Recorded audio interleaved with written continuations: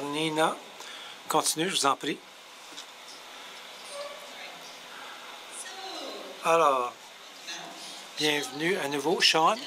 Je voulais vous poser une autre question.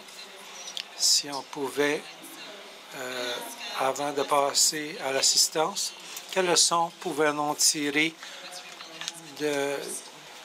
depuis que la loi C-45 a été adoptée et comment la loi fonctionne avec la CSST. Et je pense que vous allez tous, que c'est tellement un cliché de dire ceci, qu'il va y avoir des poursuites sous C-45. Je dis, reconnaissant mon propre contexte comme procureur au Manitoba, ça va être dans des cas un cas de circonstances très sérieux et ça va être contemplé à ce point-ci où il y a des conséquences très sérieuses. Je me sens imbécile de dire ça, c'est tellement évident en Manitoba à partir de ceci, dans les 12 ans où j'ai été à la Couronne. Et je suis du Manitoba, j'ai grandi là. À part de mon temps d'études, je ne connais qu'une seule, un événement qui a causé des décès de Canberra Foods. C'était après la poursuite qui est due au niveau de la juridiction. Et je vais suggérer également que ce sera très peu plausible dans le court terme le besoin qu'il y ait des provisions pour l'emprisonnement comme procureur et sur la ligne de front et mon travail au niveau des lois provinciales. Il faut travailler très fort pour envoyer quelqu'un en prison. Alors, surtout s'il s'agit de délits au niveau provincial qui entraînent des temps d'emprisonnement ressemblent à des véritables crimes. Par exemple, on a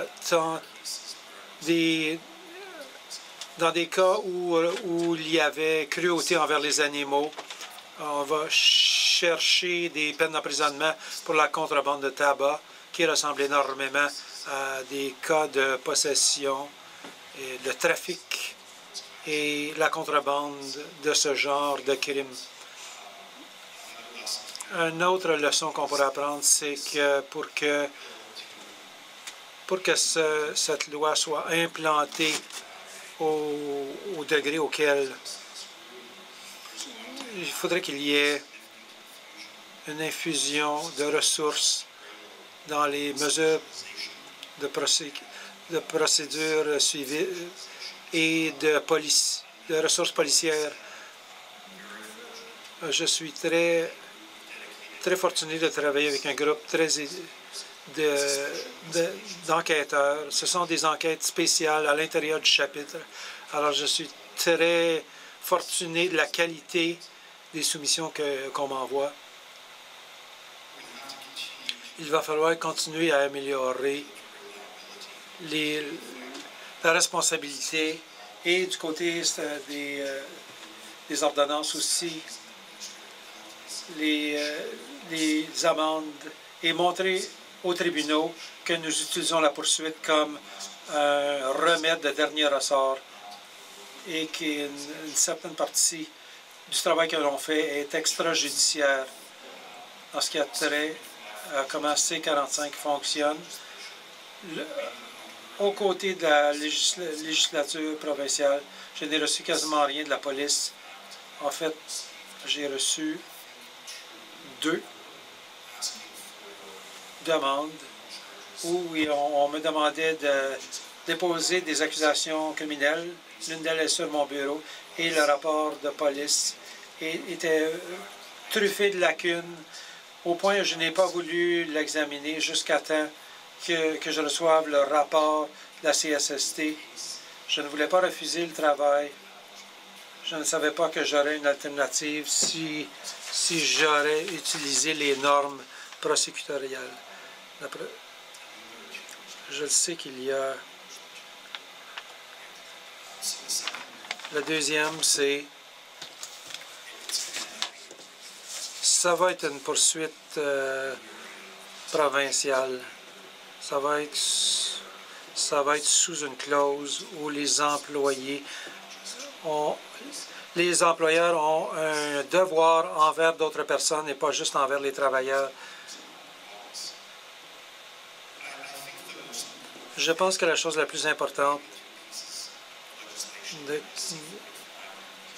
et que le projet de loi provincial et le C-45 se donnent plus d'opportunités au procureur de la Couronne à considérer.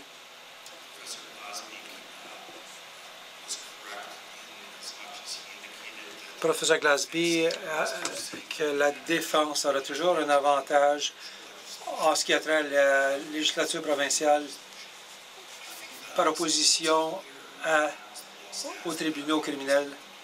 Ça a plus à voir avec une espèce de stigmate et les amendes pécuniaires.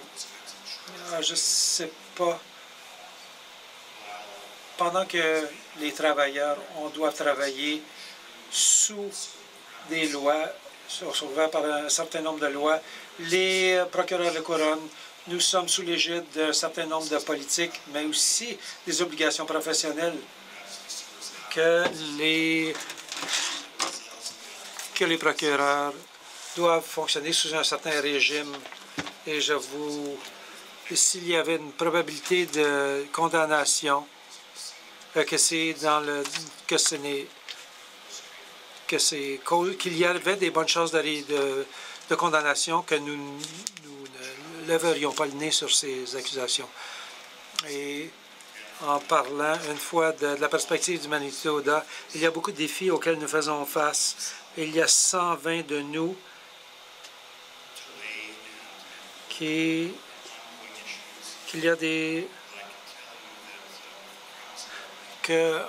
avec les couronnes avec lesquelles j'ai travaillé depuis de nombreuses années, parmi les défis que nous avons et auxquels j'ai fait allusion, et il s'agit d'être... Alors, c'est pas que nous n'avons pas de couilles, au contraire. Je pense que le concept pour réussir sous le contexte de C-45, c'est de bâtir une fondation au niveau de la poursuite. Et pendant la pause, on a parlé de l'importance d'un mentorat collaboratif sous C-45. Et lorsqu'on regarde le fait qu'il n'y a pas eu de beaucoup de jurisprudence dans le domaine, je pense que les juges vont regarder ce qu'ils ont l'habitude de regarder, c'est la diligence, l'analyse de la diligence. Et ça, c'est de la façon dont les tribunaux l'ont interprété, et ça va nous amener dans la direction d'examiner un mentorat que le communautaire lié vers les communautés sous C-45. Et merci. Je sais qu'il y a des commentaires à la table d'en face ici en ce qui a trait à ces questions. Mais juste, je me demande si on devrait l'ouvrir aux questions dès maintenant. Oui, allez-y, je vous en prie. Craig Ellis, de Justice fédérale. J'ai fait partie de la législature du Manitoba avant d'aller à Ottawa. Je connais vos défis, mais je voudrais que vous commentiez sur un de mes autres dossiers, c'est de conduite en état d'ébriété. On commence avec la négligence criminelle et on a amené le concept de dangerosité dans la conduite. Quelle est la différence de mens rea entre... S'il y avait beaucoup de différences si on amenait cette notion-là, si on l'intégrait à C-45, dans les cas dans lesquels vous avez fait face, est-ce qu'on a fait face seulement qu'à décider si on poursuit la société ou s'il y avait des individus qui ont été accusés de négligence criminelle causant la mort, pour utiliser la terminologie de C-45.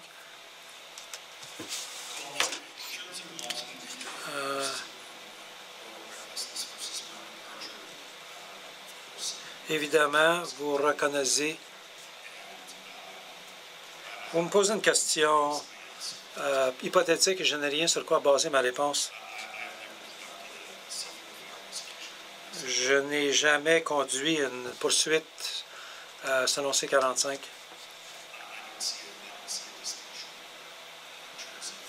Je ne vois pas de distinction. Je pense que l'idée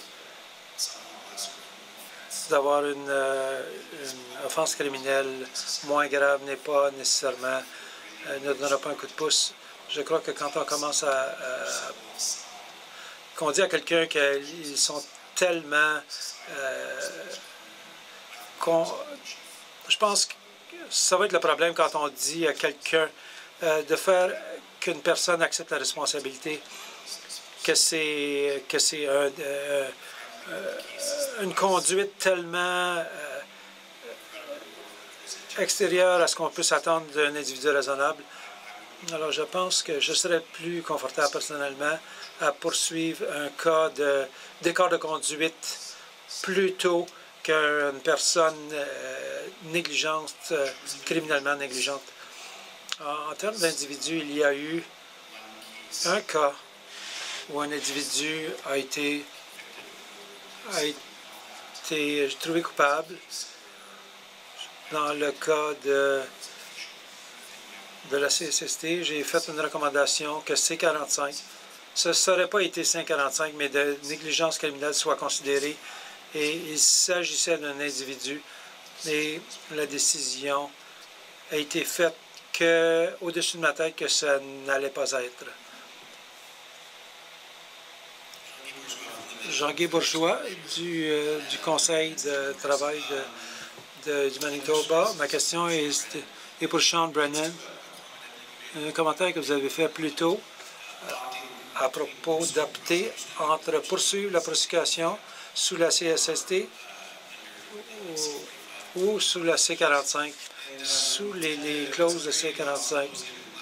Alors, au symposium l'année dernière, ce n'est pas nécessairement un choix un ou l'autre, et dans certains cas, ça pourrait mieux d'aller sous les deux. J'aimerais ça si vous pourriez commenter si c'est vrai ou non, si un ou l'autre, ou la pertinence d'y aller.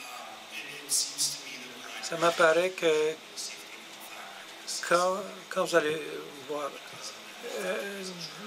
une demi-douzaine d'accusations ou une douzaine, dépendamment du niveau de négligence, alors j'écris de m'assurer que je vais avoir quelque chose à la fin de la journée.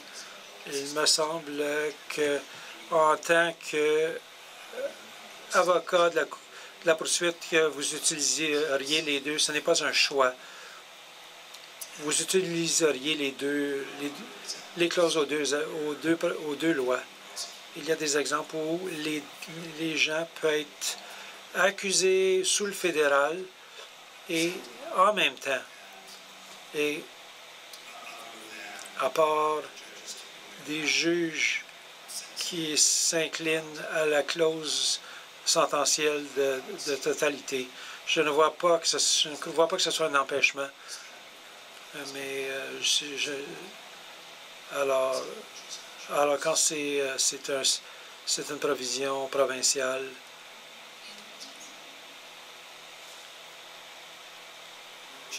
Robert Champagne de l'Union des travailleurs de l'acier. Et Corey, pourquoi Westray ne fonctionne pas? Parce que les cours n'ont pas à nous dire pourquoi ils ne poursuivent pas certaines causes. Alors, moi j'ai été impliqué dans une cause. Les Weyerhaeuser, Lloyd Hoover est mort dans un appareil qui s'appelle Hog. Dans un Hog, c'est pour écrabouiller les déchets de bois. Et nous savons pourquoi la poursuite n'est pas allé plus loin dans le cas Hayward parce que, alors, n'ayant pas fourni de raison, un certain nombre de à la demande de la défunte, de la veuve. Alors, la couronne a émis un énoncé de 3 pages qui nous a donné un aperçu de la logique. Ils ont dit qu'à 271, que c'est de prendre des démarches nécessaires pour empêcher la mort. Il n'y avait pas eu de manque, que les employés,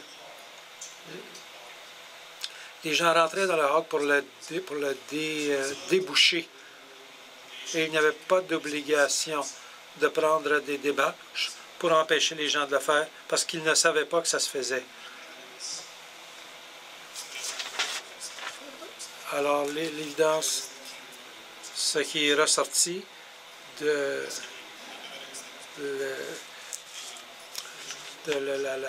la commission d'indemnité, si vous croyez que la compagnie, il y avait suffisamment d'évidence que la compagnie aurait dû savoir, et cette évidence incluait la façon que l'appareil était disposé et il n'y avait pas d'autre façon de la nettoyer que d'entrer par la porte. Alors, c'était des outils très rudimentaires pour le nettoyer et c'était un bâton qu'on utilisait pour le nettoyer. Il n'y avait pas de formation, il n'y avait pas de prohibition d'entrer dans l'appareil. La compagnie, alors, on avait fait des demandes auprès de la compagnie d'apporter des mesures correctives et ils avaient refusé. Alors, du point de vue des travailleurs, je ne dis pas d'une personne raisonnable, alors la compagnie aurait dû utiliser des mesures correctives pour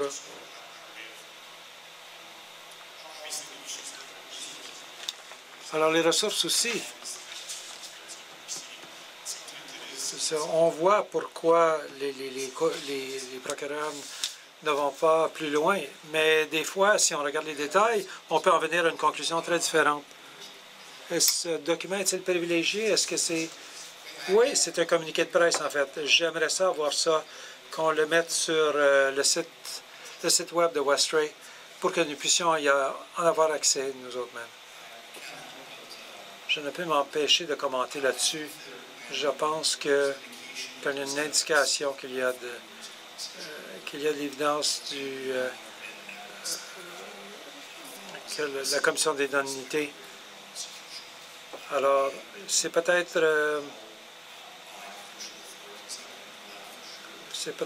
par les autorités. Il semble que c'est une préoccupation. Et comme j'ai fait allusion, alors, l'arrêt de la Cour suprême du Canada va nous dire que l'évidence n'est pas admissible sous le Code criminel. Alors, je ne connais pas suffisamment. Alors, ce n'est pas moi qui, évidemment, a pris cette décision. Et la question... Alors, si ça a été fait sous la loi provinciale, oui, je pense que oui.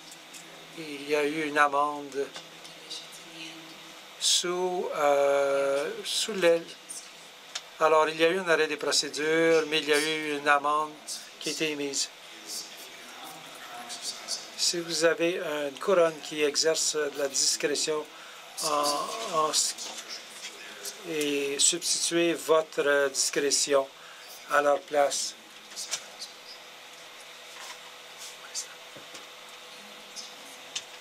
D'autres questions?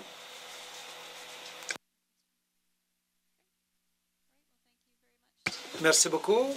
Alors, aux gens du panel, une bonne main d'applaudissements.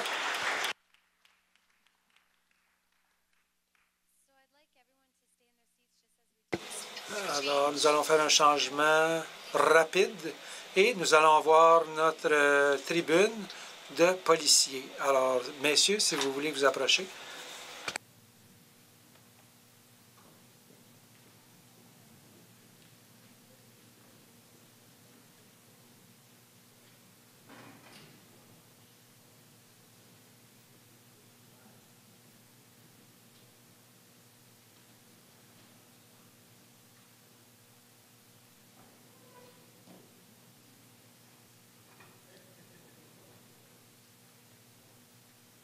And so... Alors, sans de préambule, je vous passe le micro.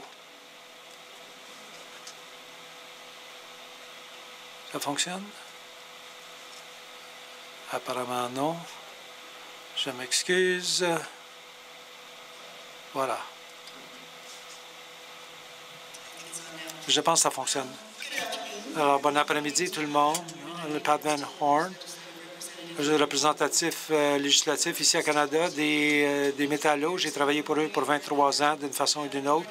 J'ai fait partie de la saga de Westray depuis ce samedi du 9 mai 1992, quand ça a résulté de 26 pères, frères, amis, amants. Tout a changé dans le comté de Pictou et 11 ans après ça, les parlementaires canadiens ont montré une solidarité inhabituelle en votant de façon pour amener de la responsabilité dans le code des criminels pour les entreprises. C'est quelque chose qui n'arrivera jamais avec le Parlement que nous avons maintenant. Et c'est ironique que le prochain budget omnibus qui est devant la Chambre des communes, que celui-ci s'appelle C-45. Alors, il n'y aura plus de Westray, était notre cri de ralliement. Et c'était une grande victoire pour le mouvement du travail. Mais comme nous l'avons entendu aujourd'hui, chacun comprend que la justice pour les familles, les milliers de travailleurs qui ont été tués au travail demeure élusive. Alors, le dernier panel aujourd'hui va regarder les choses du point de vue des policiers. Je vais vous présenter chacun des membres et je vais promouvoir la question avec une question, d'une seule question qu'ils répondront avec leur perspective. La conversation va continuer et nous allons l'ouvrir à l'assistance par la suite. Alors, nos membres sont Kevin Sedor, vous avez entendu son nom aujourd'hui. Il est avec le service de police de Toronto. Et dans le milieu, nous avons Michael Van Cat, qui est directeur des enquêtes, du service des enquêtes de la province du Manitoba, des programmes pour le travail et les services familiaux. Et aussi, et à ma gauche, M. Robert Bronsard, de l'Association des policiers et policières provinciaux du Québec. Alors, je vais commencer en continuant, en prenant la relève du dernier panel, en commençant avec Kevin. Et je veux savoir, premièrement, comment vous avez été impliqué dans le cas Metron et ce que vous avez appris de celui-ci. Alors, je travaille enquêteur dans la division. Alors, j'ai beaucoup d'enquêtes simultanément qui comprennent en octobre en 2009. Je travaillais dans mon quart de l'après-midi la veille de Noël. J'ai laissé mes gens aller à la maison et en dedans d'une heure, l'incident est arrivé. Étant que ça arrive à l'intérieur, au sein de ma division, j'ai été le premier. J'ai pris l'enquête, les rênes de l'enquête dès ce moment. Je ne savais pas dans quoi j'embarquais à ce moment-là, mais plus je découvrais, plus je voyais de choses, je voyais que je devais intervenir. Il y avait une litanie de gens qui n'avaient pas fait preuve de diligence. Et c'est ce que j'ai vu dans ce cas-ci. Ne sachant rien du monde de la construction. Et alors, il y avait beaucoup de choses qui ne rimaient à rien avec moi du point de vue du bon sens. Et je savais dans mes viscères et dans mon cœur qu'il n'y en avait plus. Et il y avait des gens qui devaient répondre à certaines questions. Et l'enquête, c'est à partir de là. Et je me suis éduqué. J'ai lu à propos de C-45.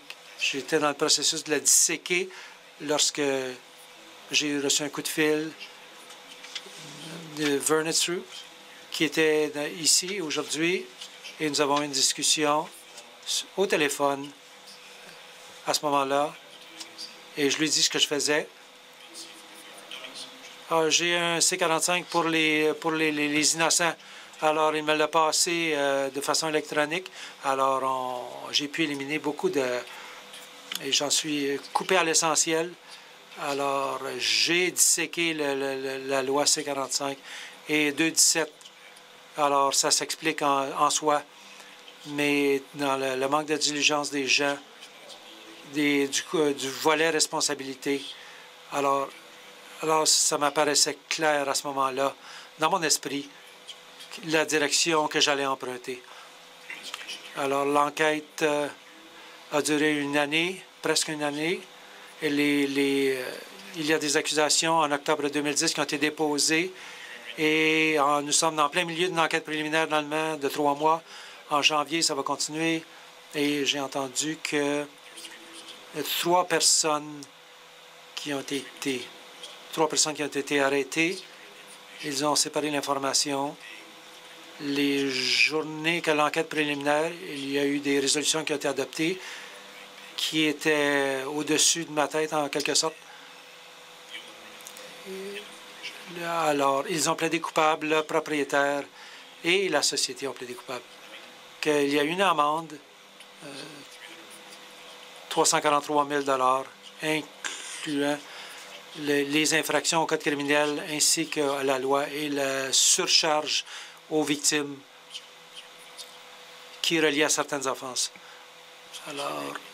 Alors, en d'autres mots, si quelqu'un est intéressé, ce qu'une vie humaine, c'est à peu près 80 000 si on parle des 4 personnes qui sont décédées et l'individu qui a été estropié et qui souffre encore de ces blessures terribles. Alors, c'est comment j'ai été impliqué dans C-45 et Vern a été assez gentil. Il enquêterait n'importe quel, à travers le pays, des blessures graves. Et il leur donnerait mon nom. Et je recevais des coups de fil à toute heure de la nuit. Alors c'était très intéressant, effectivement. Mais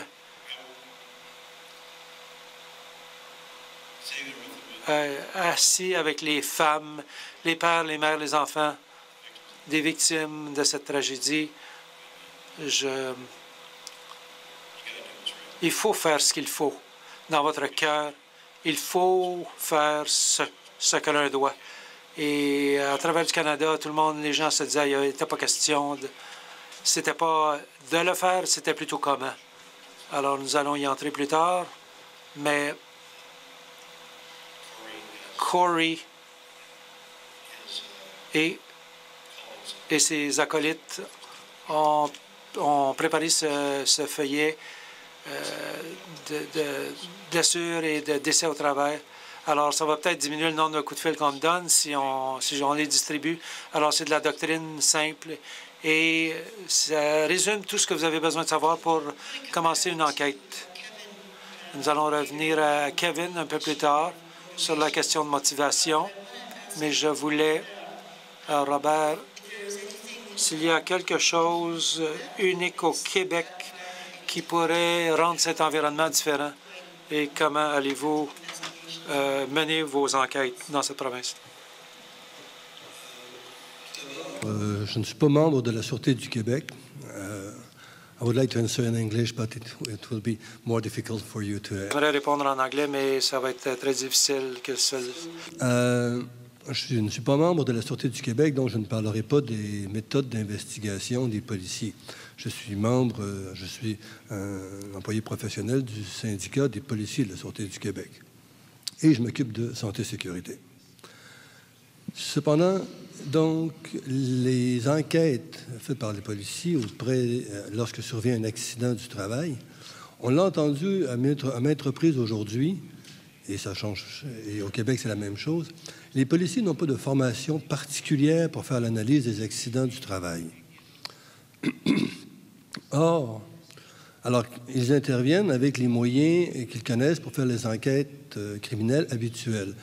Comme l'a dit Kevin tantôt, lorsqu'il est arrivé sur les lieux de l'accident des 4 travailleurs, il a dit spontanément, bon, j'ai vu que quelque chose ne fonctionnait pas dans la manière dont l'organisation du travail avait été faite. Le point, donc, qu'il soulève, c'est que c'était évident. Le problème que nous avons en matière d'analyse d'accident du travail, c'est quand la cause n'est pas évidente. Si on prend le dossier, la cause en Ontario, je pense, là, du travailleur qui était descendu dans un trou pour construire, l'employeur n'a pas fait le caisson de sécurité, il y a eu un éboulis, le travailleur est mort. Bon, le chef, le superviseur qui était là avait dit de ne pas faire le caisson. Alors là, le lien est direct. La causalité entre le décès et un membre un représentant de l'employeur est évident. Si vous avez plutôt une situation où un morceau de métal se détache dans une entreprise, un morceau de métal est attaché après une chaîne, il se détache, il tombe sur un travailleur. Bon, l'enquêteur, lorsque le policier vient, il regarde la situation, il n'y a personne qui a coupé la chaîne. Le lien n'est pas direct. Et on sait aussi qu'il va y avoir et une enquête du coroner et une enquête de la CSST. Alors, le policier regarde ça, il fait, bon, mais il n'y a pas de lien évident entre ce décès et une personne physique à laquelle il pourrait le rattacher. Et là arrive un peu ce qu'on a discuté ce matin, à savoir, on a parlé de formation. Or, l'analyse des accidents du travail, c'est un domaine particulier, c'est un domaine spécifique, où on étudie des processus, et non pas simplement un lien direct entre le cause à effet, mais on étudie des processus. Qu'est-ce qui a conduit, selon ce que tout le monde connaît, savoir l'arbre des causes ou autre méthodologie. Mais selon donc ces méthodes de travail-là, on va enquêter sur qu'est-ce qui a amené ceci. Souvent, quand je fais de la formation auprès des représentants de la prévention, je leur dis, quand vous faites une analyse d'accident du travail, vous devez avoir l'âge mental d'un enfant de 3 ans. C'est-à-dire, pourquoi? Pourquoi? Pourquoi? Toujours poser la question du pourquoi, du pourquoi. Pourquoi, oui. Mais là, ensuite, pourquoi ça, c'était là? Et ensuite, mais pourquoi ce morceau-là, on l'a laissé là? Oui, mais et remonter comme ça. Jusqu'au moment de trouver, finalement, toute la chaîne de causalité. La formation d'enquêteur n'est pas de cette nature-là. On recherche le lien direct, parce qu'il faut rappeler que le policier est d'abord formé pour trouver un coupable. Or, là où arrivent les difficultés ensuite entre les champs d'investigation du coroner et de la CSST et de la police, c'est que tant le coroner que la CSST font habituellement des recherches pour arriver à faire des recommandations pour ne plus que ça arrive. Donc, leur perspective, c'est l'avenir. Pas vraiment, y a-t-il une responsabilité criminelle dans le dossier? Ils ne sont pas tournés vers le passé, ils sont tournés vers l'avenir parce qu'ils veulent faire de la prévention et des recommandations pour la prévention. Évidemment, on n'a rien contre ça. Mais ces rapports-là, donc, en fait, pour répondre à votre question, c'est que, grosso modo, je dirais qu'il n'y a personne qui s'occupe de faire une analyse de la nature criminelle de l'événement, à moins que ce soit évident. Okay, that brings me now to... Ça me fait passer maintenant à Michael. Est-ce que vous pouvez répondre à cette question? Plusieurs choses qu'on a dit avant, c'est que les organismes de réglementation peuvent obliger les personnes à donner des preuves et la police ne peut pas jouer ce rôle. Une autre chose que Steve a mentionné aujourd'hui, c'est quand la police intervient, les preuves sont déjà parties, la scène du crime n'a pas été isolée comme s'il s'agissait d'une fusillade ou d'un autre acte criminel. Alors, comment est-ce que la police et les organismes, comment est-ce qu'ils pourraient mieux travailler ensemble? Merci, c'est une excellente question et très pertinente par rapport à ce que je fais au Manitoba en ce moment. J'ai 2 casquettes que je porte aujourd'hui. Il y a le concept de la santé et sécurité au travail. C'est un concept relativement nouveau pour moi. Je viens d'être embauché Je suis le directeur des enquêtes pour la santé et sécurité au travail. Je supervise une équipe d'enquêteurs qui regardent des incidents graves ou des décès dans le milieu de travail. Mon équipe fait une enquête par rapport à l'incident pour savoir pourquoi il est arrivé, quelles causes directes et indirectes existent et on examine l'ensemble de l'enquête en fin de compte pour décider comment procéder. Il y a plusieurs options. Si c'est quelque chose dont on peut s'occuper avec l'employeur, avec des ordonnances d'amélioration pour qu'il améliore les choses, une chose, mais si c'est quelque chose de systématique dans le secteur, on veut sensibiliser les gens dans le secteur pour faire en sorte que d'autres incidents ne se produisent pas et on essaie de faire de l'atténuation. Et s'il y a des infractions qu'on a pu cerner dans la loi provinciale ou dans le code criminel, on envoie les renseignements au ministère de la Justice pour qu'on décide si on doit présenter des accusations. Ça fait seulement un an avant. J'ai été avec le GRC pendant 3 ans. J'ai toujours travaillé au Manitoba. J'étais un enquêteur de base et ensuite j'ai commencé à travailler avec l'intelligence criminelle et j'ai travaillé dans la rue dans des enquêtes sur le crime organisé avec la police municipale de Winnipeg. J'étais dans la protection des témoins. Et quand je suis parti de la GRC, j'étais commandant d'un détachement juste à l'extérieur de Winnipeg. Avant que je sois embauché au ministère, il y avait des conversations entre le ministère de la Justice et la police pour savoir comment améliorer les enquêtes dans le domaine de la santé et sécurité au travail. Et heureusement pour moi, ils avaient décidé qu'il faudrait trouver quelqu'un avec des antécédents dans les enquêtes. Et cette personne avec ses expériences, et dans mon cas, mon expérience avec le GRC, je pouvais voir si on pouvait modifier la façon de faire dans les enquêtes et en arriver à avoir un meilleur résultat. Une des initiatives que j'ai commencé depuis que je suis arrivé dans le travail provincial me fait penser que la communication entre les enquêteurs et la police, la PRC, GRC ou le service municipal de la police à Winnipeg, etc., cette communication doit être ouverte. Traditionnellement, quand il y a un incident dans un milieu de travail au Manitoba, on appelle la police s'il y a un décès ou c'est une blessure suffisamment grave pour que ça puisse devenir un décès. Alors, on va appeler la police. La police est les premiers qui arrivent sur la scène.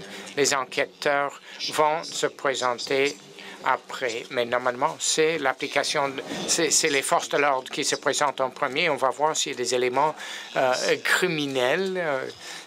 Ceci dit, le genre de choses qu'ils vont chercher vont être des choses très évidentes sur place. On va prendre un exemple d'une chute. Il y a un travailleur qui tombe de 10 ou 12 mètres. Un policier va arriver. On va se demander qu'est-ce qu'il y aurait de criminel? Est-ce qu'on l'a poussé? Est-ce qu'il y a eu une attaque physique? Est-ce qu'on avait pris de l'alcool ou de la drogue? On va regarder des choses assez évidentes. Et s'il n'y a rien qui saute aux yeux tout de suite, quand ils sont sur la scène, ils deviennent un agent du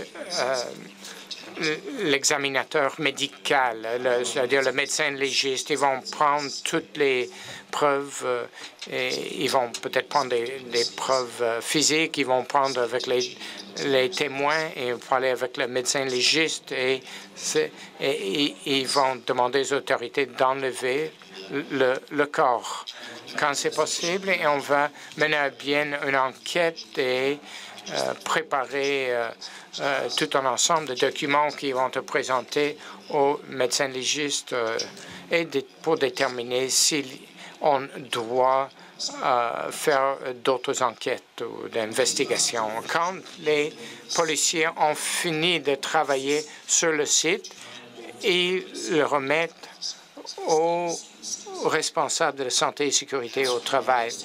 Alors, c'est encore sécurisé et c'est là où nos enquêteurs commencent à faire leur diligence raisonnable et commencent leur enquête. Ils vont prendre des photos, ils vont prendre des mesures, ils vont déterminer quels témoins étaient présents, ils vont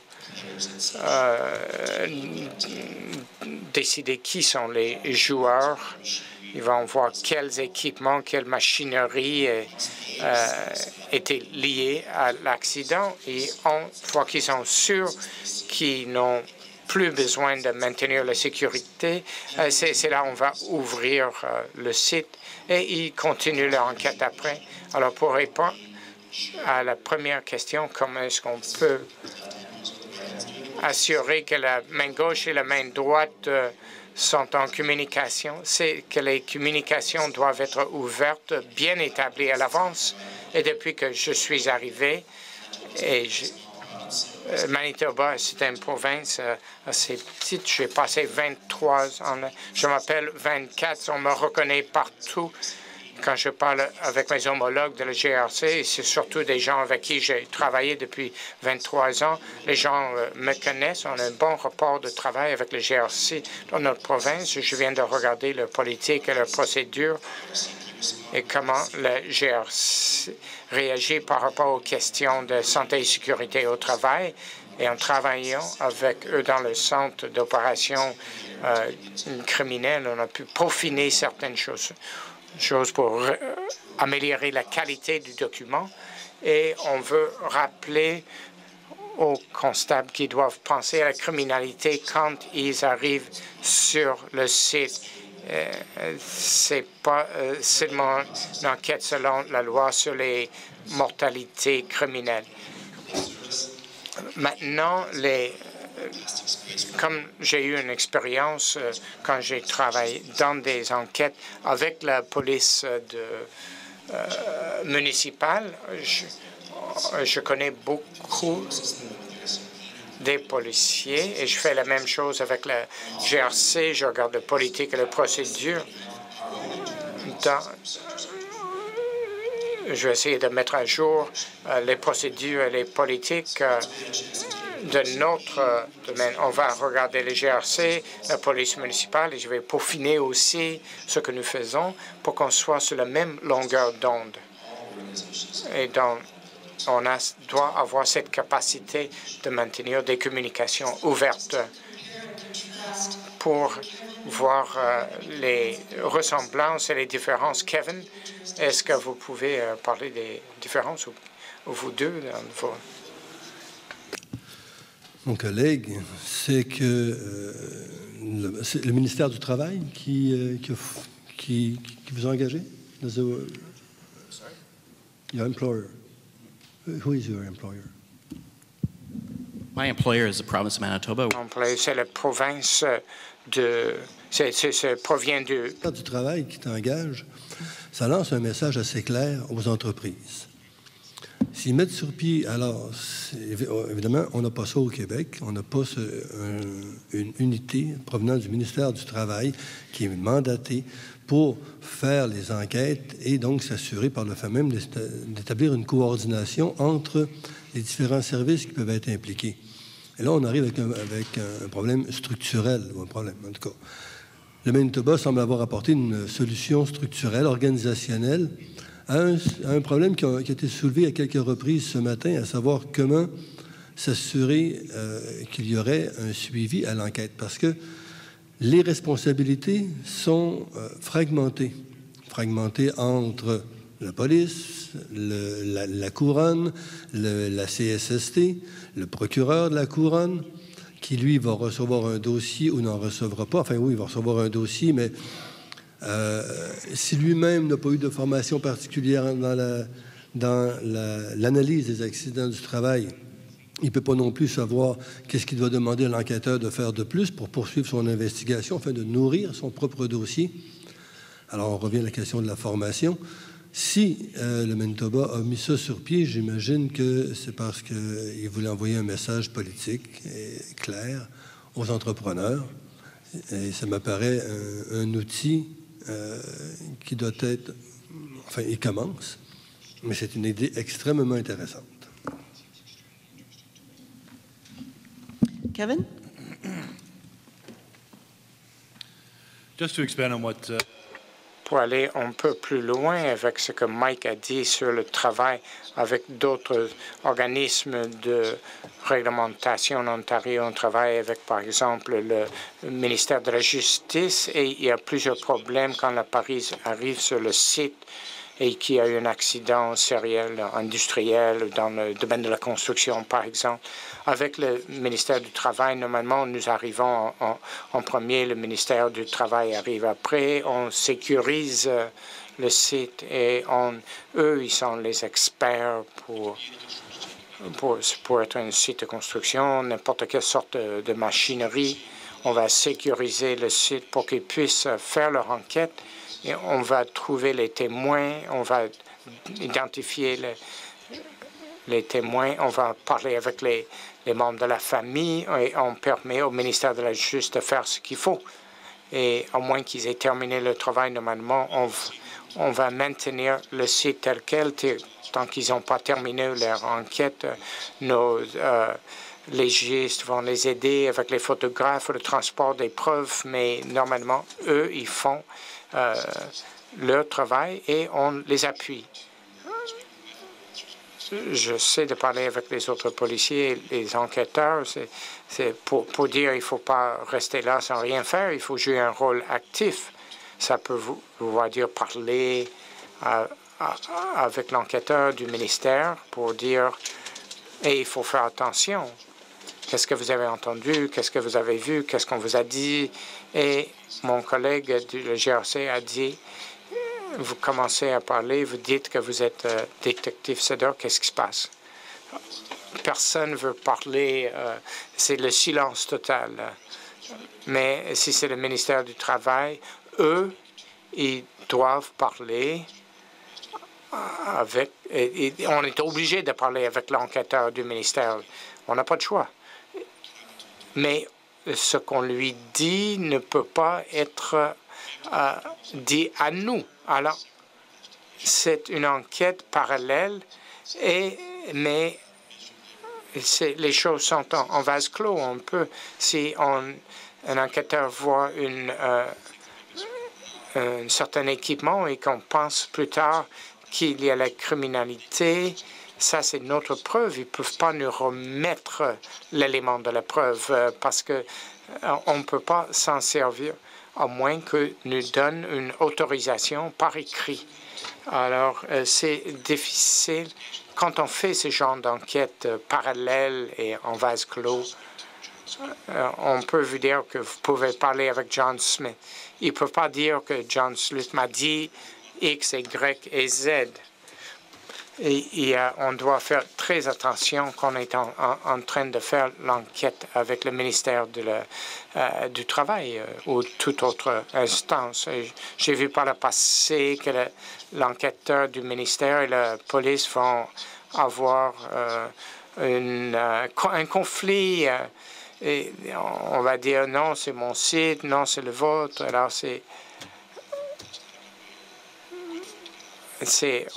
on peut invoquer peut-être la précédence des lois par rapport à d'autres choses, mais ce n'est pas une bonne façon de travailler ensemble. On a quelques minutes avant d'entendre les questions de la salle, mais je veux vous demander que vous répondiez tous à cette question. Par rapport au débat de ce matin sur la culture des entreprises et notre perception de la négligence dans le milieu du travail comme quelque chose de différent par rapport à l'exemple, par exemple, de la conduite en état d'ébriété. Comment est-ce qu'on peut motiver les policiers à faire des enquêtes en cas de décès dans le domaine de la santé comme des événements criminels possibles. C'est pas Westray partout, mais comment est-ce qu'on peut faire en sorte que les gens veuillent faire des enquêtes comme si c'était possiblement ce genre de crime? Il s'agit de l'éducation des enquêteurs au collège de formation des policiers. Ce genre d'enquête n'est pas un sujet dans les cours. Ça provient de l'expérience et de la sensibilisation, comme ce qu'on fait maintenant.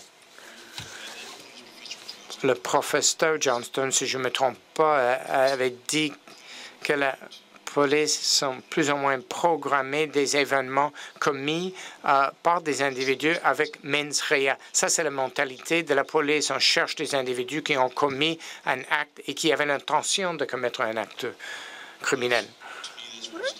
Et ça provient de cette mentalité. Il faut les obliger à chercher un peu plus loin. Je dis aux policiers, on va dire que c'est un décès suspect. Vous trouvez quelqu'un dans un sous-sol qui est avec un flaque de sang. Vous n'allez pas dire que ça a l'air d'une crise cardiaque et partir. C'est ça que je dis. Et je dis aux gens de mon équipe, il faut chercher, il faut creuser un peu, et vous allez être surpris.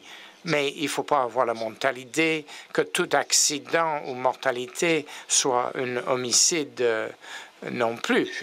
Alors, ça, c'est la mentalité que je pense qu'il devrait avoir, d'après moi. Peut-être que je suis un peu naïf, mais personnellement, je ne pense pas qu'on ait besoin de motiver les policiers quand ils font les enquêtes.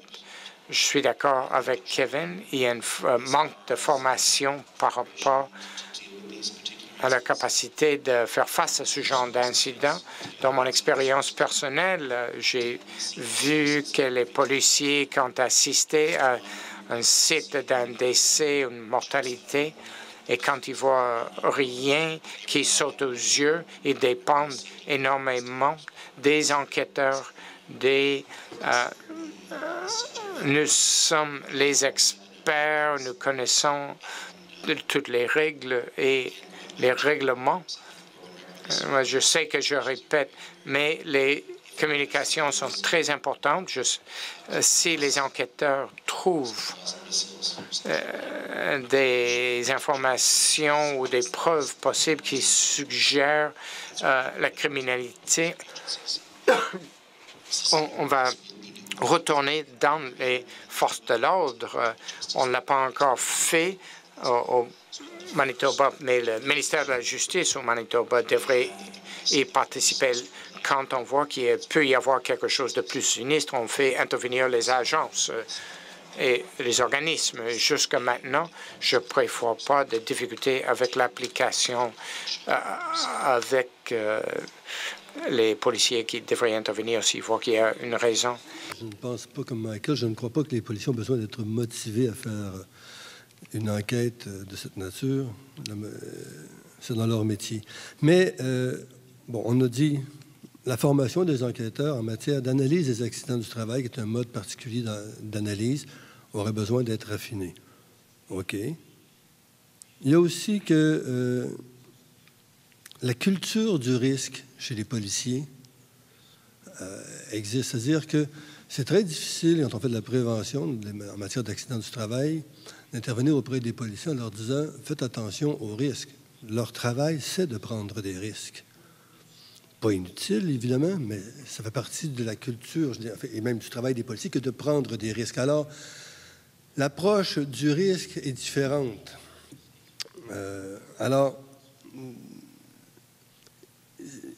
Maintenant, c'est à quoi ils sont confrontés souvent dans leur travail, c'est à des accidents. Les accidents de la route, les accidents même qui arrivent à la maison, des gens qui décèdent par des accidents. Alors, on a parlé ce matin de banalisation des accidents. C'est peut-être un des éléments qui appartient à la culture policière, parce qu'ils en voient tellement que, oui, ils peuvent banaliser même les accidents. C'est-à-dire que la chose est un act of God. C'est pour ça que je ne suis pas sûr qu'on doit tant penser à faire de la formation de chacun des enquêteurs, parce que là, je pense à la Sûreté du Québec, je pense au nombre d'enquêteurs qui existent sur la grandeur du territoire. C'est un peu comme la police provinciale de l'Ontario. Ça fait beaucoup de monde à former qui vont intervenir finalement assez peu souvent et donc n'auront pas l'occasion de vraiment développer cette compétence-là. Je crois qu'au contraire, enfin pas au contraire, mais qu'il faut penser plutôt, d'où j'aime bien l'idée du Manitoba, de pallier à ce manque de formation par l'organisation des liens entre les différentes entre les différentes compétences, les personnes compétentes, que ce soit la CSST ou les gens du coroner, etc., mais de lier, de faire en sorte que ces différentes enquêtes-là aient un seul et même point de chute, par exemple. On peut penser que l'enquête du coroner, l'enquête de la CSST, l'enquête de police pourrait avoir un seul point de chute, qui serait le procureur. Un procureur de la Couronne qui, lui, aurait une formation particulière et une sensibilité particulière en matière de responsabilité criminelle des personnes morales. Parce que là, la grande difficulté en matière d'analyse policière pour les accidents du travail, c'est qu'il s'agit de poursuivre une personne morale, alors que tout le travail policier est toujours orienté vers l'enquête sur des personnes physiques étant à l'origine d'une blessure survenue à quelqu'un. Alors, là, si on parle d'une personne morale, alors évidemment, il faut commencer à parler du processus de travail, de revenir à cette notion pour voir l'aspect systémique qui a conduit à ce que cet événement-là survienne. Alors, d'où la question, c'est pas un problème de motivation. Il y a un problème de formation, mais je ne suis pas sûr que ce soit tant par la formation des policiers qu'il faille passer que par l'organisation de la coordination des différentes personnes compétentes qui interviennent de toute façon lorsqu'un accident du travail survient. C'est le point de chute qu'il faut organiser pour que ce soit rassemblé. Okay. Thank you all very much. Je voudrais vous remercier tous. Voilà, ça c'est la première partie de la table ronde et maintenant on peut s'ouvrir à des questions et des commentaires de la part de la salle.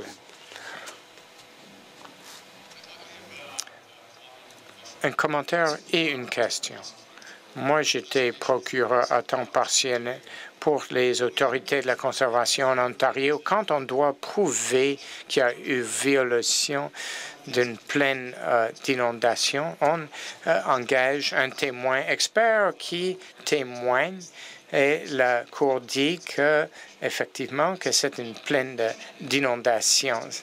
Mais quand on enquête dans ce genre de cas et quand il y a un problème par rapport aux normes, est-ce que vous pouvez engager un expert dans l'industrie? La défense va le faire, ça c'est certain, pour témoigner qu'il y a eu un éloignement des normes dans l'industrie. Je sais que ça coûte de l'argent, mais je vous lance cette idée. Est-ce que vous avez réfléchi à cela?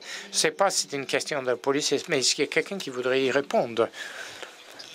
Je peux vous dire que nous le faisons. On l'a déjà fait et on est en train de le faire en ce moment. Mais je ne peux pas entrer dans le détail. Mais ce que je peux vous dire, c'est que souvent les preuves dans ces incidents vont bien au-delà des genres de thèmes qu'on peut faire dans le centre de sciences légistes. Alors, on va faire de la sous-traitance, si je peux le dire ainsi. Et il s'agit d'argent, de fonds.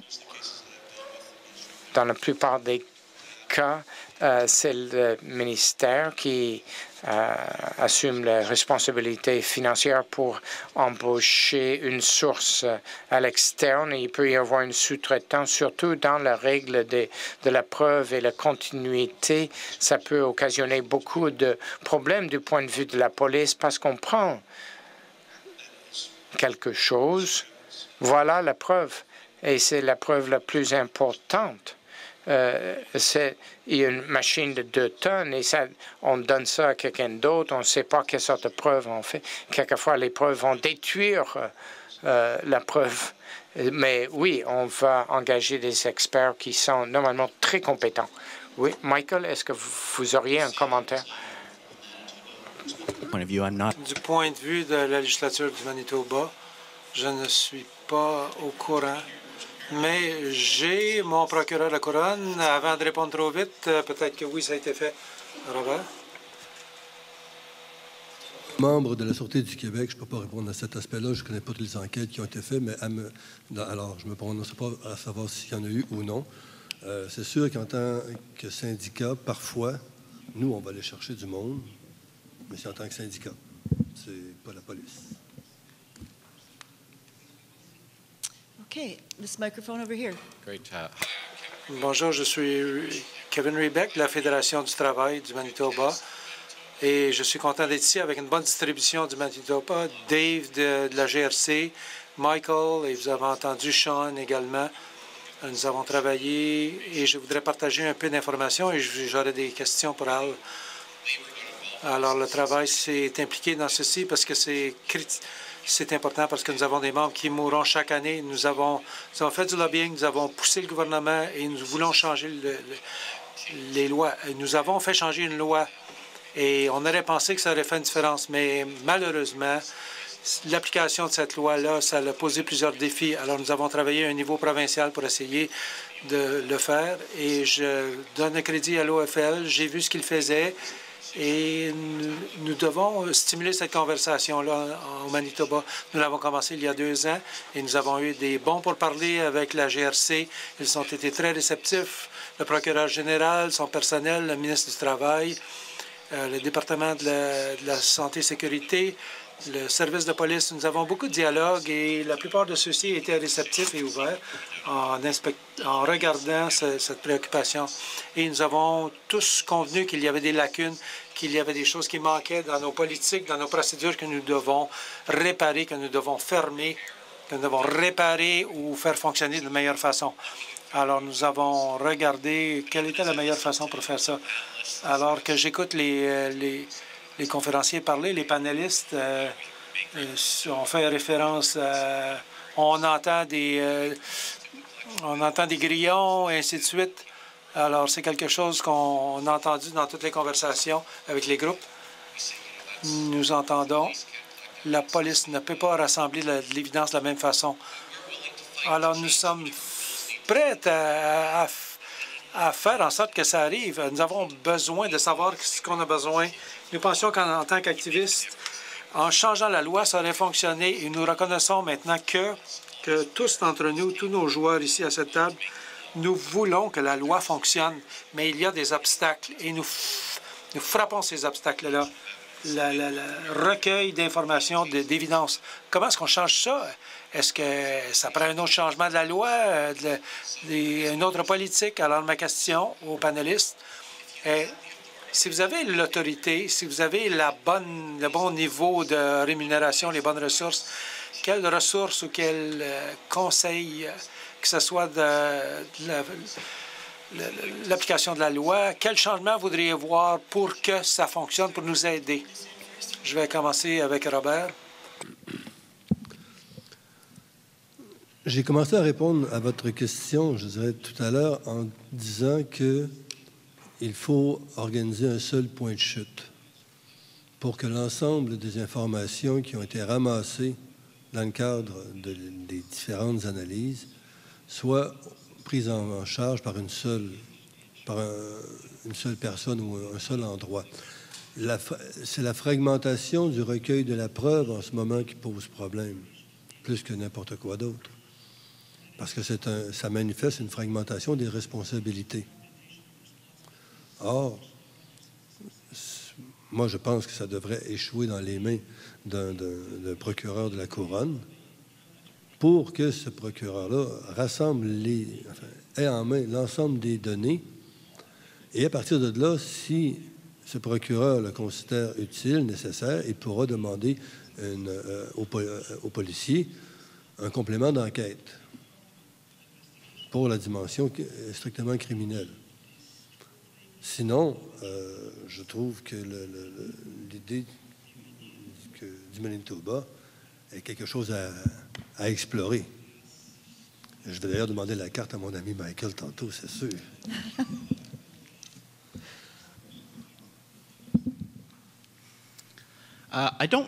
J'avais parlé de l'évidence parce que ça semble être le sujet qui revient continuellement. Je ne pense pas qu'on a besoin de changer quelque chose en ce qui a trait aux lois, aux politiques ou en ce qui a trait à l'évidence. Si un enquêteur dans le milieu de travail a saisi la preuve nécessaire, des mémorandums ou n'importe quelle sorte de preuve qui pourrait soutenir, qui pourrait aider à la poursuivre criminellement, alors ce n'est pas un problème de les acheminer aux forces de l'ordre pour qu'ils utilisent cette preuve-là. Ça pourrait être quelque chose d'aussi simple qu'un mandat de perquisition. Alors, on émet des mandats de perquisition tous les jours. Alors, ce n'est pas un défi insurmontable. Une fois de plus, ici, au Manitoba, ce serait... On n'a pas eu cette expérience au préalable. Alors, nous faisons une liaison avec la justice pour faciliter le transfert de la preuve à la législature pour qu'ils l'utilisent. Alors, on n'a pas besoin de se casser la tête avec alors l'inadmissibilité, parce qu'il leur incombe à eux de... Vous avez des commentaires, Cathy? Il n'y a pas de problème avec les règlements, les procédures de la preuve, la saisie. Tout ce qui est saisi par un organisme, ça, on peut l'obtenir par un mandat de perquisition. Ce n'est pas toujours le plus efficace.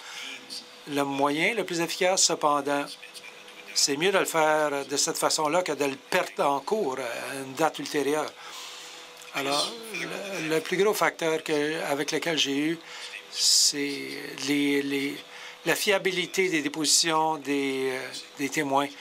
Lorsqu'ils voient le niveau, ils se désistent, ils se ferment, ils cessent de parler. Et peu importe les dépositions, les témoignages qui sont obtenus par les autres organismes, ça devrait être utilisé par les agences de police dans le cours de leur enquête. Parce que c'est tout là que la plupart de la meilleure information va venir. C'est des gens qui sont employés à la scène, sur la scène. Alors, une question ici. De M. Joule, à savoir si des experts ou des témoins experts peuvent aider lors des enquêtes et lors des poursuites.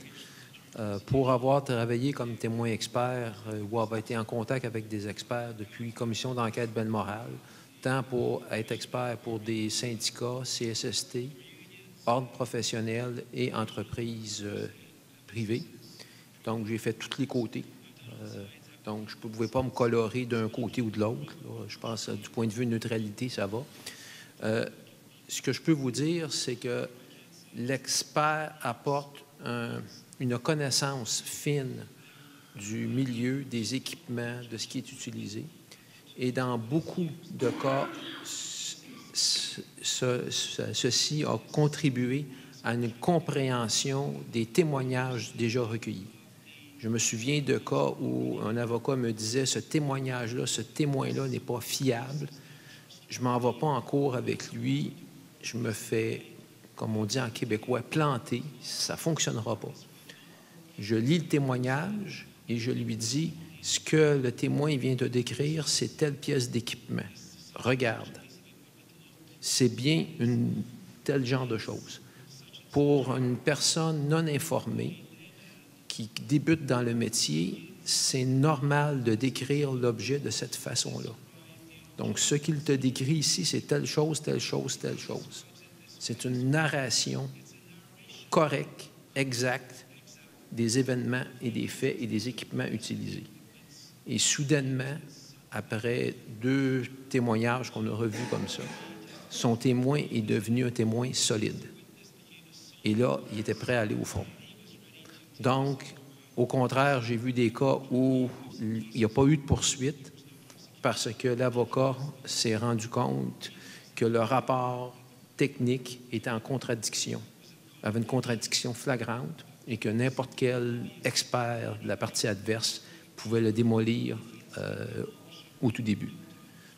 Et je crois que ce qu'on peut, les gens qui sont experts là-dedans, et moi-même, après beaucoup d'années, je ne suis pas expert dans tous les aspects de la santé et sécurité du travail, on peut vous apporter ce regard de voir des choses qui, pour vous, semblent pas importantes, mais qui, pour nous, sont des indices importants. Donc, je crois que cette collaboration-là, c'est ça qui va être gagnante. Autant que votre voie de communication entre la police et les inspecteurs en santé et sécurité du travail, d'avoir cet éclairage-là va faire vraiment des cas gagnants. Merci. So you're saying that Alors, vous dites que les experts, que la personne qui dit ce qui est arrivé et l'expert témoin qui connaît le tabac, oui, en fait, l'expert est là pour interpréter tous les faits d'une façon scientifique, de bâtir une logique dans des choses qui apparaissent disparates ou que les travailleurs expliquent dans leur vocabulaire limité, essayer de mettre une sorte de science d'équation et à la fin, nous avons un vrai portrait logique de la chose qui pourrait être expliqué devant un tribunal et le juge comprendra de quoi il s'agit. C'est ce que nous pouvons faire, de mettre toutes les pièces du casse-tête ensemble et de rendre ça intelligible. L'avocat ne peut pas faire ça. Lui, il a une logique, sa connaissance en loi est très bonne. Il apprend, il comprend beaucoup de choses rapidement, mais il n'a pas la connaissance préalable quand on l'instruit et qu'on lui dit « je suis bien ami avec des avocats ». Ils sont très rapides pour comprendre, mais ils ont besoin d'être nourris d'informations pertinentes. Et ça, c'est le rôle de l'expert. Est-ce qu'il y a quelqu'un qui a des commentaires? Je dirais qu'ils sont d'une arme à deux tranchants. Ils peuvent venir vous mordre également. Je l'ai déjà vu. Alors, ce microphone-ci. Craig Ellis, département de justice. Il y a plusieurs gens ici qui savent que C-45 a été le premier dossier que je suis allé en politique criminelle. J'ai apparu devant le Parlement lorsqu'ils ont discuté du projet de loi et leurs audiences. Il y a certaines choses que les gens doivent comprendre. Le cadre de la loi criminelle, la question, qu'est-ce qu'il faudrait changer? Alors, il faut être un juge de la Cour suprême pour pouvoir changer certaines choses. Le droit de garder le silence de l'incrimination, de l'auto-incrimination. Ils sont supposés vous donner votre droit à l'avocat. Alors, si vous ne pouvez pas, c'est ça, la Cour suprême, dans des cas qui ont à voir avec la conduite établie. Wow, une minute. La responsabilité criminelle est la pire chose qu'on peut imposer sur quelqu'un. C'est le pire marteau que nous avons et ce n'est pas à être utilisé à la légère. Vous avez besoin de quelque chose qui dit que ça devrait être dénoncé au plus haut niveau par les cours et par la société canadienne. Il n'y a pas de place pour la responsabilité stricte où quelqu'un peut aller être incarcéré. Si on parle de la loi criminelle, et c'est ce que est C-45, il faut travailler dans ces paramètres. Et dans les termes il y a un cas récent, la conduite dangereuse causant la mort. L'affaire, personne ne l'a vu au volant. La seule façon qu'il pouvait le mettre au volant, c'est qu'il a rapporté. Il l'a remporté selon le code de CSR. Alors là, il a été acquitté. Alors, c'est la façon dont, en tant que vous soyez accusé d'un crime, vous pourrez peut-être penser que ce n'est pas une mauvaise chose. Mais faut regarder les choses. Pour être trouvé coupable, vous ne serez pas capable de travailler à certains pays. Alors, il y a toujours un seuil très haut pour obtenir une condamnation selon le code criminel. Alors, ça s'applique partout. Je voulais juste dire ça. Le seuil est très haut. Allez-y si vous voulez commenter la chose. Alors, pour revenir à un commentaire que Kevin, dans un monde parfait, qu'est-ce qu'on pourrait changer pour faciliter les enquêtes criminelles? C'est sous les lois provinciales. Les employeurs, les employés et les témoins sont dans l'obligation aux enquêteurs. Si nous prenons ces dépositions pour les passer aux forces de l'ordre pour les poursuites criminelles, alors nous voulons suspendre les droits de ces personnes-là parce qu'ils ont été obligés sous la juridiction provinciale parce que c'en est pour aller et dire. Alors, pour les poursuites criminelles, alors ces gens-là sont protégés selon la Charte des droits de la personne. Alors, je n'ai pas à vous parler selon la Charte des droits, le droit au silence. Alors, c'est un défi. On parlait d'un monde parfait, mais on n'est pas dans un monde parfait.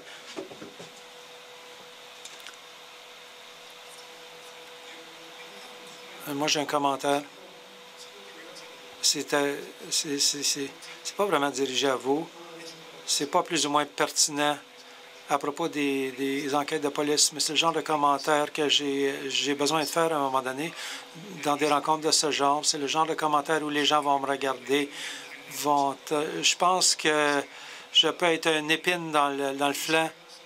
C'est à propos de quelque chose qu'on peut changer facilement, et il s'agit de la représentation culturelle. Vrai crime, ce qui arrive dans le milieu du travail, c'est ceci. Et si on ne peut pas le faire, on ne peut pas s'entendre, les autres le fassent. Est-ce qu'on peut considérer tous, je ne peux pas vous dire quoi faire, je suis trop petit, est-ce qu'on peut considérer les façons dont on utilise le mot accident? Les travailleurs se font tuer, ils font estropier dans le langage de Harry. Les travailleurs deviennent malades. Alors, ce sont des employés, oui. On parle peut-être d'accidents ou peut-être qu'on parle des délits. Alors, si on réfère au mot accident immédiatement, ça conjure un certain nombre de connotations que la prévention qui automatiquement que sépare cet événement d'un vrai crime. Alors, je ne voudrais pas dire ça. S'il y a des familles qui ont été à Westray, et si je parle de l'accident qui a tué leur père ou leur frère, alors j'avoue que c'est un peu condescendant. Je ne peux pas dire aux gens quoi dire, mais il faudrait faire attention à l'utilisation. Il y a des accidents et il y a des crimes, mais on ne peut pas les préjuger. Merci. Quelqu'un voudrait commenter le mot accident? Je suis d'accord? Alors, nous sommes tous d'accord. Catherine. Oui, je me demandais si j'allais le dire. Vous m'avez ouvert la porte. Mon mari a travaillé pour le CSST et il m'a dit tellement de fois, en regardant toute la maison, qu'il y a un des slogans au travail, il n'y a pas d'accident. Et c'est un peu une exagération, mais le slogan était « Il n'y a pas d'accident ». Quand on va travailler le matin, il n'y a pas de raison pour vous de vous attendre, de faire votre travail et de revenir à la maison. Si vous êtes mort à la fin de la journée ou si vous manquez un membre ou si vous êtes ensanglanté, ce n'est pas un accident, ça. Il y a quelque chose qui est arrivé là qui n'aurait pas dû arriver.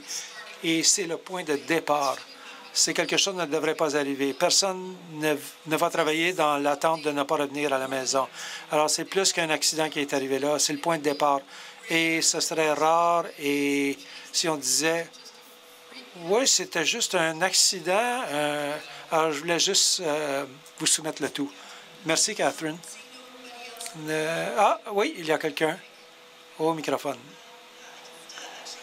J'ai un commentaire que j'avais enlevé à Steve, c'est que en Colombie-Britannique, et ça rend compte certaines des choses que vous avez discutées déjà, Et il s'agit de attendre la WCB fasse son travail, essayer de déterminer s'il y a de l'activité criminelle et que la GRC soit impliquée, ou est-ce qu'on voit plus souvent que la GRC se pointe au lieu de la tragédie et décide à l'intérieur de la même journée qu'il n'y a pas d'activité criminelle. Et je pense qu'il y a des problèmes avec ceci. C'est qu'en ce qui a trait à la GRC ou la police et qu'il fasse cet énoncé public, c'est que ça prépare le plat que, oups, il n'y a pas de responsabilité criminelle ici. Alors, ils commencent leurs enquêtes avec cette prémisse. Et pour ce qui est de la commission, pour en arriver à un point dans leur enquête qu'il y a peut-être un problème, une fois de plus, je suis d'accord avec le document qui dit que le CLC que le Congrès du travail. Alors, la plupart des gens ils cherchent des délits de régulation. Et le temps que ça leur prend, c'est tellement long. Et la plupart des cas sérieux que nous avons eus, ils ont fini leurs enquêtes après 2 ans, juste avant qu'ils puissent l'envoyer à la couronne. Alors, une fois de plus, c'est trop tard et la preuve est devenue froide en quelque sorte dans certains des cas que nous avons examinés où la police, malheureusement, n'était pas impliquée dès le début. Certaines des dépositions ont été prises seulement 1 an après que l'événement est arrivé, une fois de plus. Et j'ai regardé Law and Order suffisamment, savoir que ce n'est pas suffisamment bon et que les déclarations des témoins, ils sont persuadés par l'employeur s'il travaille encore là, et que leur mémoire les sert moins bien à cause du temps écoulé. Alors, je pense que ce que la Fédération du travail en Ontario, ce qu'elle fait avec les services de police, quelle est la meilleure... Alors, nous commençons cette conversation-là en Colombie-Britannique et comment établir le genre de relations, ce que vous avez pu établir, vous. On ne veut pas appuyer sur leurs pieds et leur dire vous avez besoin d'entraînement, mais nous voulons commencer cette conversation et je voudrais avoir des tuyaux sur comment m'y prendre. Kevin?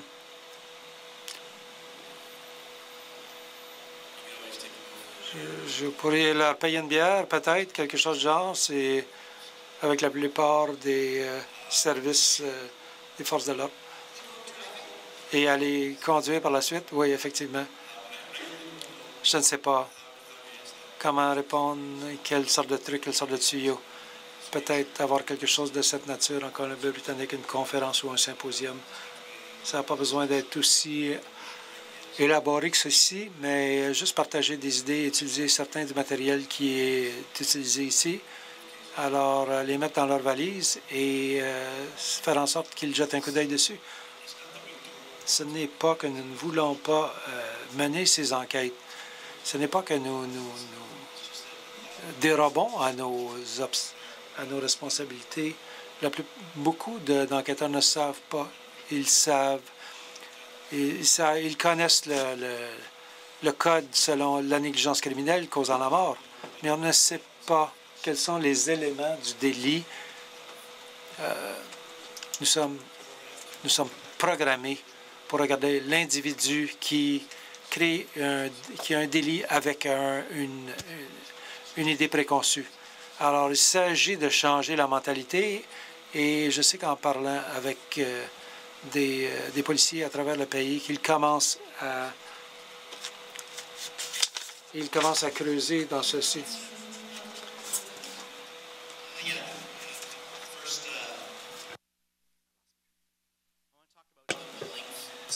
La longueur de certaines de ces enquêtes. Et vous avez parlé du 2 ans du délai pour la prescription. Alors, je pourrais demander à mes enquêteurs beaucoup plus d'enquêtes, mais quel genre de qualité d'enquête allons-nous faire?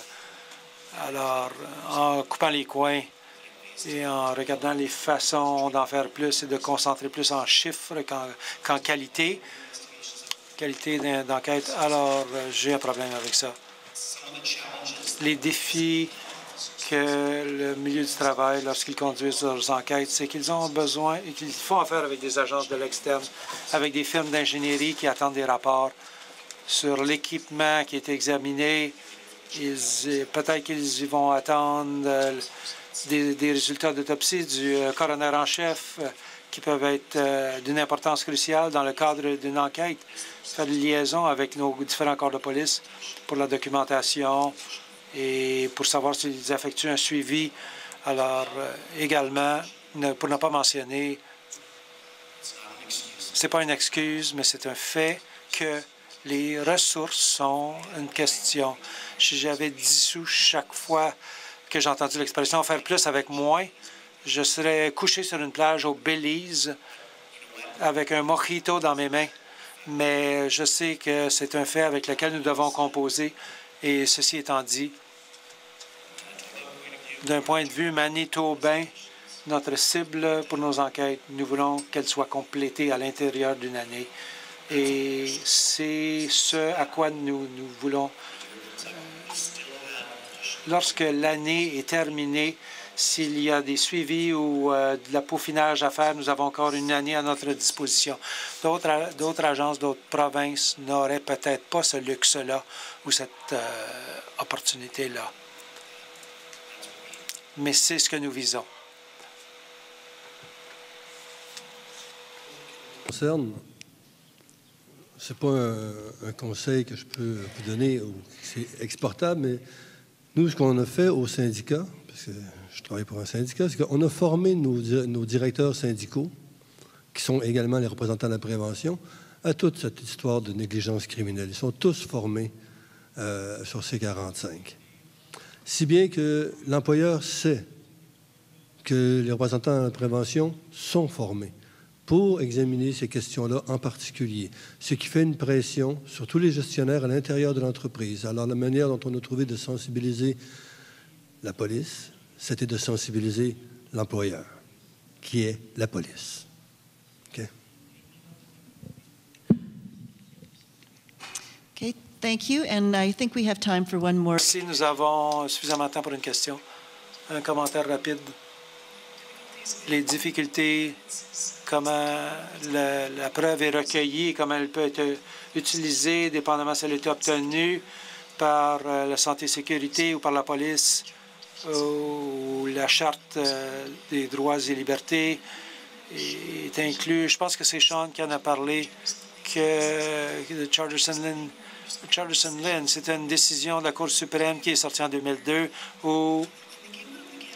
et c'est devenu de l'ARC d'une enquête et je suis plus familière avec la taxation et je veux établir un parallèle avec ceci où vous avez des enquêteurs, des comptables de l'ARC qui enquêtent des payeurs de taxes qui cachent de l'argent, mais ils recueillaient toute leur information et ils la donneraient à la police quand c'était de l'évasion fiscale et non pas quelqu'un qui cachait un peu d'argent. Et Charterson Lynn, qui a été porté à la Cour suprême, ça nous donne une indication de ce qu'on peut et ne peut pas faire avec la preuve qu'on recueille. Ils ont utilisé la phrase « Vous ne pouvez pas traverser le Rubicon ». Lorsque vous savez que quelque chose va devenir de nature criminelle, arrêtez l'enquête et donnez-le aux enquêteurs criminels qui, eux, vont continuer à recueillir de l'information et vont respecter les droits et libertés avant que les gens, qu'on leur donne leurs droits sous la charte. Alors, si à l'intérieur de l'ARC, il faut que les gens soient formés, qu'ils commencent ces enquêtes, qu'ils ne sont pas de nature criminelle, qu'ils reconnaissent ceci. Quand ça devient criminel, au contraire, arrêter et déléguer le tout à quelqu'un de... Alors, on devrait utiliser quelque chose, là, dans la façon dont le travail est fait par les enquêteurs de santé et sécurité lorsqu'ils réalisent que c'est quelqu'un qui a trébuché et qui s'est fait mal, qu'il y aurait peut-être quelque chose de nature criminelle. Alors, on devrait arrêter sur le champ et qu'il y aurait une discussion qui s'en suivrait à propos de ceci. Quelqu'un voudrait commenter? Alors, ou à moins que ce soit... Alors, maintenant que nous avons tant de conversations, de bière et de mojitos, c'est le temps de clôturer l'après-midi. Et je voudrais remercier nos panélistes. Je pense qu'ils ont été excellents.